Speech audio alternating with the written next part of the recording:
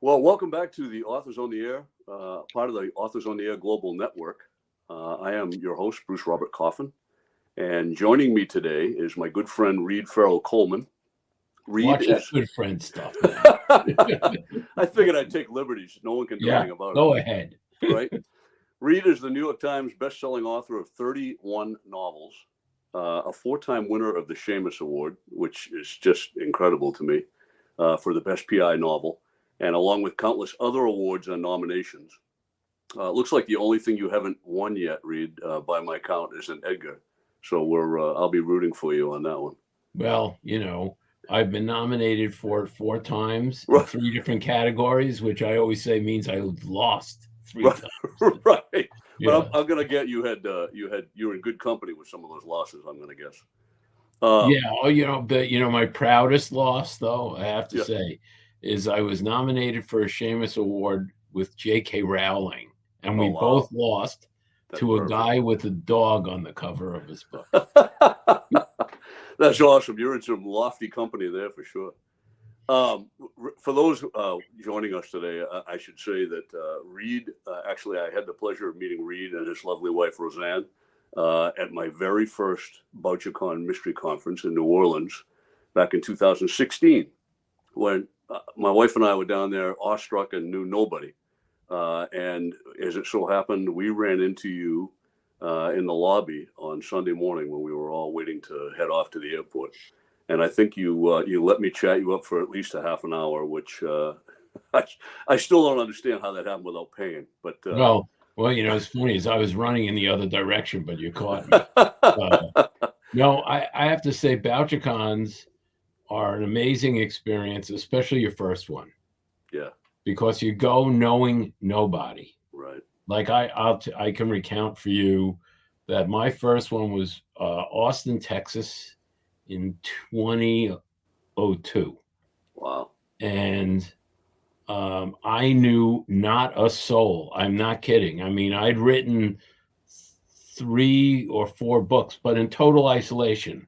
I wasn't a member of any organization. I didn't know any other mystery writers. My publisher said, "We're sending you." But I did not know a soul. And by the time I came home, I had friends that are still my friends to this day. That is awesome. Yeah, it's quite an experience, but it's overwhelming. I mean, it's 1,600-1,800 people pretty much on average. Yeah, there are sometimes 2,000 people. It's a lot of people. Just wild. Yeah, I mean, when we went down there, there were people I knew were going to be attending from like the New England area that I was looking forward to seeing, and some of them we never ran into. So it was destiny that I ran into you on Sunday morning, or trapped you, however that works. They were more successful at avoiding you than I was. That might be it. That might absolutely be it. Well, I want to talk a little bit about the reason that we got you here today, and that is Reed Coleman's new book, Blind to Midnight, which is the second in the Nick Ryan series. I got to tell you, I've had the pleasure of an early read of both of those Nick Ryan books, and having already been a fan of your Mo Prager series and the Gus Murphy books, even was it you 6 Jesse Stone books I think you wrote for the Parker Estate? Yeah. I was already a fan, Reed, and these books are an entirely new thing. It's almost like this is the Reed Coleman version of reinventing the police procedural. This is something special, and I was really floored when I read the first one, and no less so when I read the second. Can you give the viewers, I guess, a little bit of a background on how Nick Ryan even came to be in the first place? Sure. As you mentioned, I've written a lot of other series. I've written standalones. I've written with people. I've written by myself. I've written for a dead author. So Bob Parker, Grandmaster, I don't mean to make light of that. Right.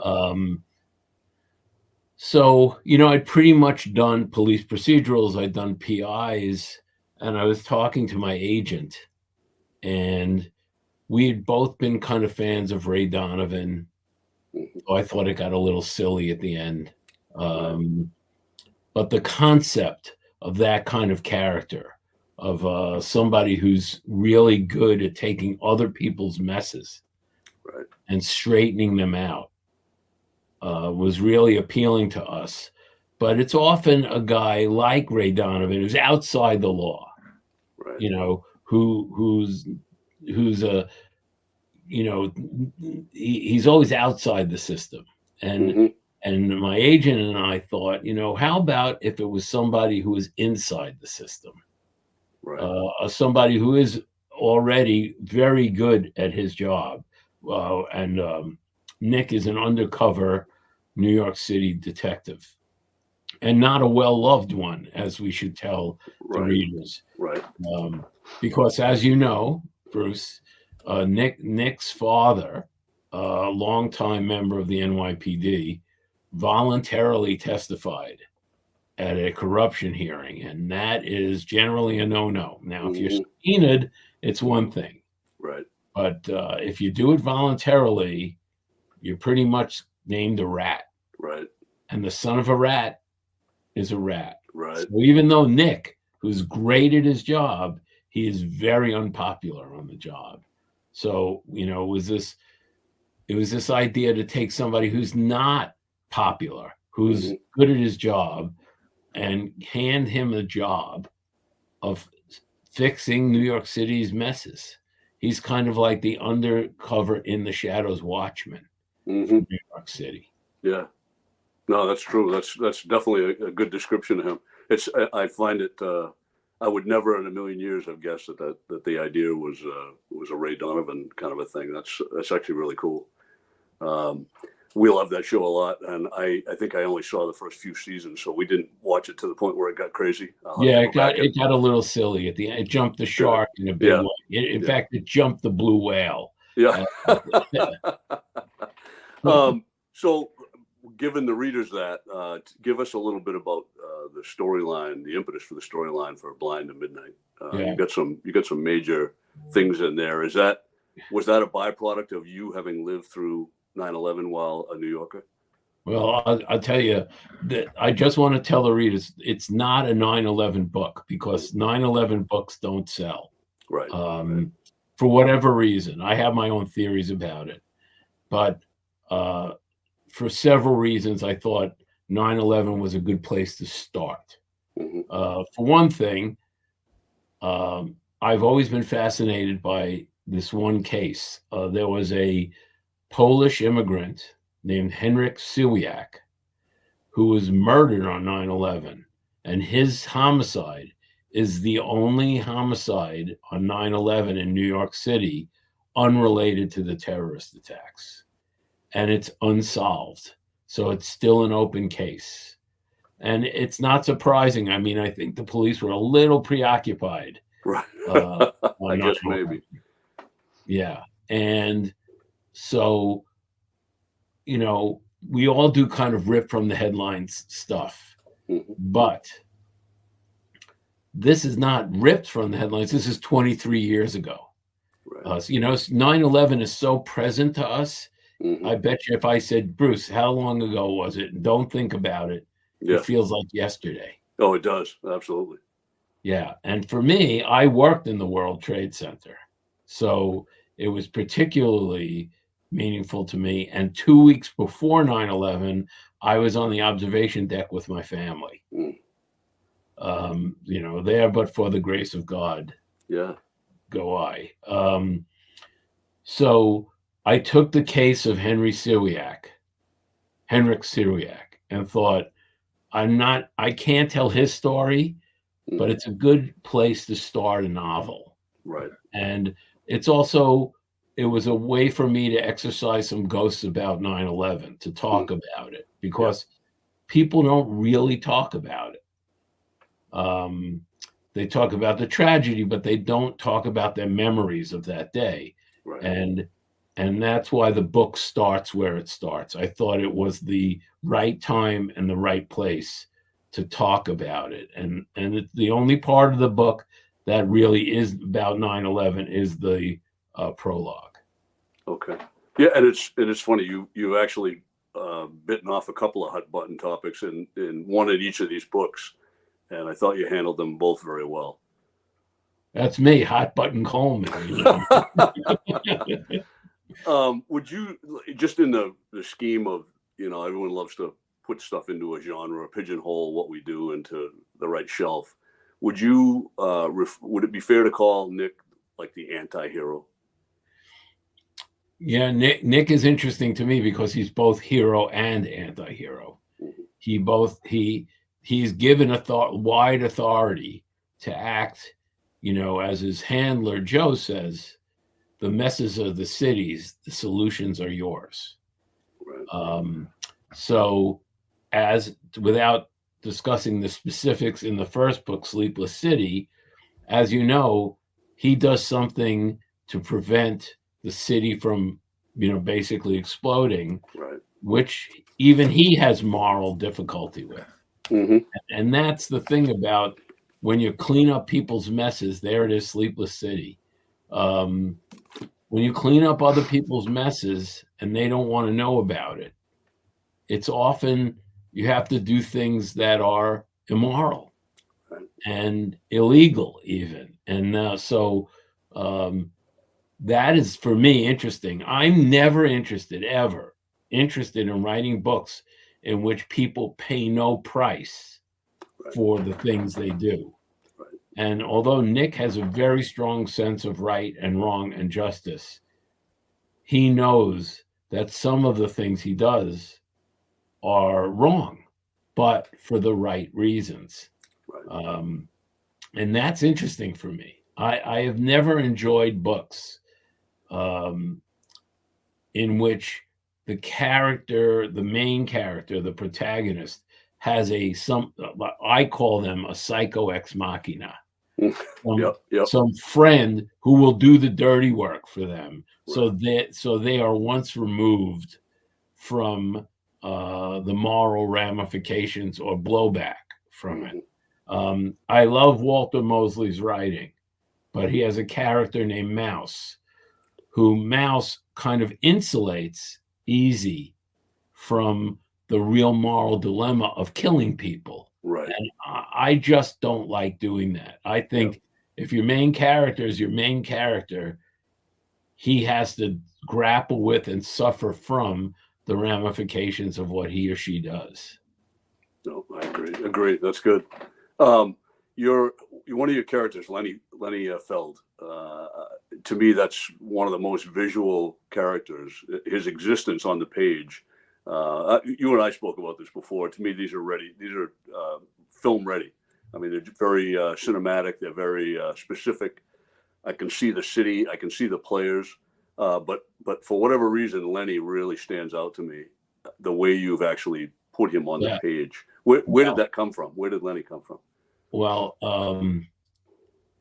I always need in my books someone beside the protagonist to kind of be a moral center. Mm-hmm. And in the Moe series, it was Israel Roth was kind of the moral center of the series. Even after he passed away, in Moe's head, he would think, what would Izzy have said? What would Izzy have done? Mm-hmm. In these books, it's Lenny. And where did Lenny come from? In high school, I went to high school and with a guy named Martin Mandelbaum, who he and I won the shop awards, right? Mm-hmm. And Marty, as it turned out, was badly. I mean, I don't know him well anymore, but he was badly burned in a fire, and scarred by it. And I thought of, Marty, and I thought of the moral center, and I thought of what skills does Lenny need to have. Mm-hmm. And so that's where the creation of Lenny came from. And I find him also a very compelling character. Yeah. He's grappling with his own stuff without giving anything away. And I just find him he's a tragic character and a sympathetic character. And he obviously does a lot to support Nick in everything he does, really.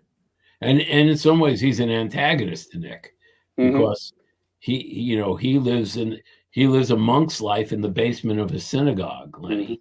And Nick is out in the world doing all sorts of violent things. And, it is Lenny who questions Nick's, moral center.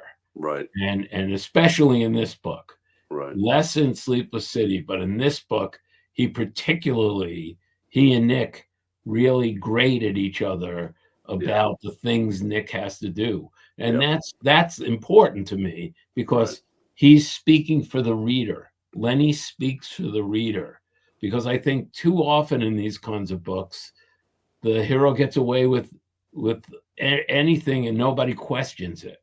Right. Thrillers, I mean, the body counts in Thrillers is unbelievable, but nobody ever gets arrested. Right. I wonder who pays for the funeral costs. Right. In those books. Well, he is. He's a fabulous character. And I'm trying to picture who would play him when this makes it to the big screen. From your lips. If I had any pull. Having my background, having done what I did for almost 3 decades, I know a cop when I read one. And I got to ask you, I think we've had conversations that have skirted this before, but how is it that you get into Nick's head so realistically? The insight that you write a cop with, where does that come from? Cops. Okay. To tell you the truth. Yep. Now, I'm not going to tell you anything you don't know. And I'll be direct. For me, I love cop stories. Cop stories are great, right? As real or exaggerated as they can be. I love them. They're great. Let's go have a beer, and you'll never stop talking until, it's last call. Right. But I'm not really interested in the stories. I'm interested in how any character of mine views the world and how they process their feelings. So I'm very proud that cops often have the reaction you have, which is, boy, you get it right.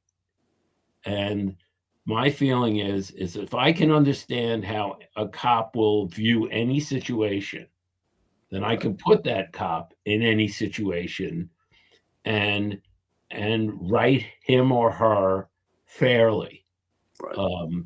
And, I don't always write cops glowingly. I'm aware of their foibles. Sure. But I'm honest about it. And I don't try to paint them too good or too bad. Right. They're people. Right. And so there's a whole range of, good and bad and right and wrong. And I think if I'm proud of anything, I'm proud that a cop has never written me and said, you got it wrong. If you ever get that email, it's BS. You can delete it. Don't worry about it. You do it. I have your permission. You got it. Delete it out. I got to say, this is something I tripped over when I was doing a little background for this interview. Somehow it escaped me, having read a lot of your books, that you co-authored a book with Ken Bruin. I did. I got to say, Ken is also one of my faves. The Jack Taylor series, I absolutely loved. And I find it interesting. I don't know what Ken's background consisted of, but there are places in his books where his passages dissolve or devolve into what looks like poetry, even the structure of the sentences as he puts it on the page. And I'm wondering, is that how the two of you hooked up? Was it a poet thing or just a crime? Yeah, I met Ken at AboutYouCon, same thing. I met Ken at AboutYouCon. We, in fact, have a chapbook, Ken Bruin and I and Peter Spiegelman, called The Poetry of Murder, because the three of us started out as poets. So although my sentences on a page don't appear like Ken's do, which Ken's even prose sometimes looks like concrete poetry in that it'll start going line by line and lists and stuff. Mine is more rhythm. If you've read enough of my work to know that there's a rhythm to my writing. So Ken's looks like poetry, and mine sounds like poetry. Right. So, we were a natural pair to write together. And someday on another broadcast, because I know we only have 20 minutes, right? Yeah. I will tell you about the process of writing Tower. Which was mighty interesting as writing processes go. Definitely look forward to hearing that. That's on my to-be-read pile immediately as soon as I saw that. So, I got to ask, because the readers are, I mean, the viewers are all going to want to know, is there another Nick Ryan in the works? There's a Nick Ryan in my head. All right. And we'll leave it there. Okay. All right. That's a good tease. Yes. Well, to the viewers, thank you for joining us today. If you haven't read either one of these books, go out and buy both of them. They're excellent. Like I said, I really was honored to have an early read of both of these. They're an entirely new thing for Reed and for all of us. So go out and get a copy of those today. Reed, thank you so much for joining us. This has been Bruce, awesome. this was a lot of fun. It's the only thing missing is a glass of wine. Right. So we'll do that next time. Okay, man. You take care of yourself. You too. Thanks again, my friend. Thanks. Take care, Bruce.